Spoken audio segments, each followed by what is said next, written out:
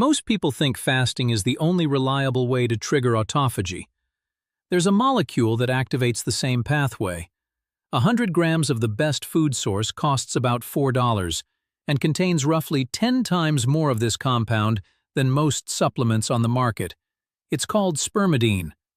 The longevity research behind it is some of the most consistent data in the field, and almost nobody's making videos about it. Autophagy is your cell's cleaning system. It breaks down damaged proteins, clears out dysfunctional mitochondria, and recycles cellular components that would otherwise accumulate over time. When autophagy works well, your cells stay cleaner and more efficient. When it slows down, which it does as you age, cellular damage piles up faster than your body can clear it. The 2016 Nobel Prize in Physiology or Medicine went to Yoshinori Osumi for mapping exactly how this mechanism works. The science is not fringe. Autophagy is one of the more well-understood aging pathways we have. Here's the problem. Autophagy declines with age. So does spermidine production inside your own cells. That parallel is not a coincidence. Before I get into the mechanism, one thing worth clarifying: spermidine is not synthetic. It's a polyamine, a naturally occurring molecule your own body makes. It's also found in food in meaningful amounts. The issue is that your cells produce less of it as you age, and most people aren't eating in a way that makes up the difference. The name comes from the fact that it was first isolated from semen in the 1600s. That detail tends to kill dinner conversations, which is probably part of why this compound doesn't get more mainstream attention. The biology is considerably more interesting than the etymology. Here's what spermidine does at the cellular level. It inhibits a protein called EP300, which normally puts a brake on autophagy. When EP300 is inhibited, a protein complex called ULK1 activates and cellular cleaning begins. Fasting triggers autophagy through a different upstream mechanism. It lowers insulin and mTOR, which releases a different set of brakes. Both routes arrive at a similar outcome. Your cells shift into cleanup mode. Spermidine and fasting are not equivalent. Fasting has broader metabolic effects. Spermidine is more targeted. But a 2019 study found that combining them produced additive lifespan extension in mice, more than either alone. The mechanism makes sense. They're hitting different checkpoints on the same pathway. There's also a cardiovascular component that doesn't get enough attention. A 2016 study in Nature Medicine found that spermidine supplementation in aged mice improved cardiac function measurably. The hearts of older mice receiving spermidine looked younger at the cellular level than controls. That result has held up in follow-on work. Here's what surprised me most when I first went through this research seriously. The spermidine content in food is not evenly distributed. Some sources have dramatically more than others. Wheat germ is the standout, roughly 24 milligrams per 100 grams, more than almost anything on a supplement shelf. Natto, the fermented soybean staple in parts of Japan, runs around 20 milligrams per 100 grams. Aged cheese, cheddar, Parmesan, is meaningful. Mushrooms, soybeans, and peas are lower but still contribute. Most spermidine supplements contain 1 to 5 milligrams per capsule. High-end formulations might reach 10 milligrams. A 500-gram bag of wheat germ still beats most of them on total content. Now, the supplement companies aren't going to put that calculation on their label.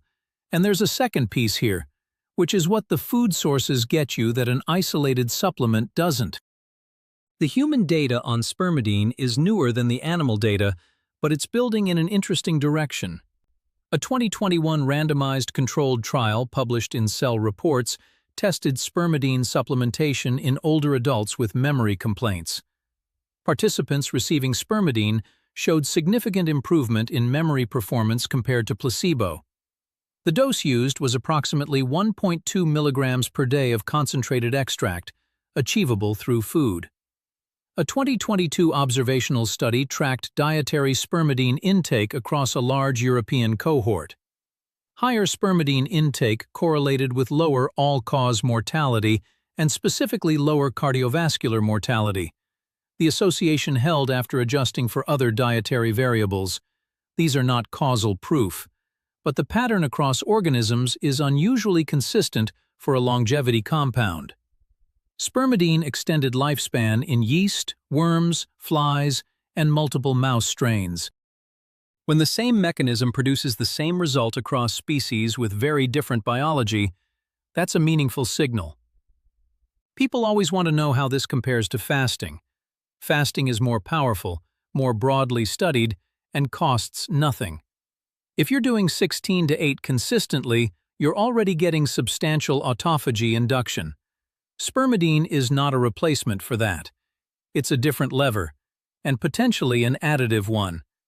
If you fast and add spermidine-rich food, you may be hitting 2 different checkpoints on the autophagy pathway simultaneously. The 2019 mouse data suggests that combination outperforms either alone. If fasting isn't something you're doing or interested in, spermidine still offers meaningful autophagy induction on its own.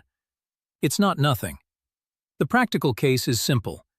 If you're already eating breakfast, adding 2 tablespoons of wheat germ costs about 10 cents and changes nothing about your routine. Here's the calculation the supplement industry isn't going to do for you. A typical spermidine supplement, 60 capsules, 1 milligram each, runs $40 to $80. That's roughly 70 cents to $1.30 per milligram.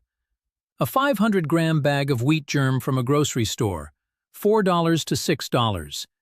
At 24 milligrams per 100 grams, that bag contains about 120 milligrams of spermidine. Cost per milligram, roughly 4 cents. The supplement version costs 20 to 30 times more for the same molecule. The arguments for supplements are real: standardized dosing, no added calories from the wheat germ, convenience. If any of those matter to you, they're valid. But if your goal is to meaningfully increase spermidine intake and cost is a factor, the food source isn't a compromise. It's the better answer. 2 approaches. Both work. Food-based. 2 to 3 tablespoons of raw wheat germ daily. Add it to yogurt, a smoothie, or mix into oatmeal. That delivers roughly 5 to 7 milligrams per day, in range with human observational data. Natto is higher per gram if you'll eat it. Most people won't. Supplement-based.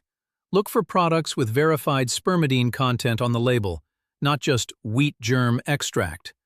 Third-party testing matters. Target products standardized to at least 1 milligram per serving.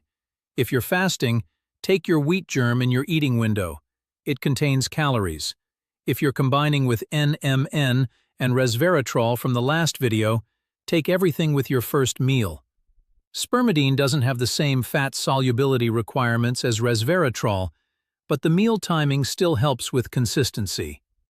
Next, cold plunge and sauna stacking. Specifically, whether the order you do them matters for autophagy induction and the minimum effective dose of each for cardiovascular benefit. The research here is more specific than most protocols get.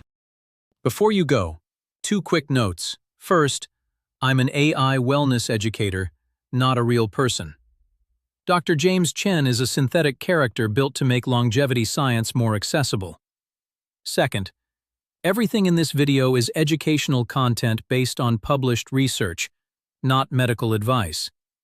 Before starting any supplement protocol or making significant changes to your health routine, please speak with your physician. Links to all studies referenced are in the description.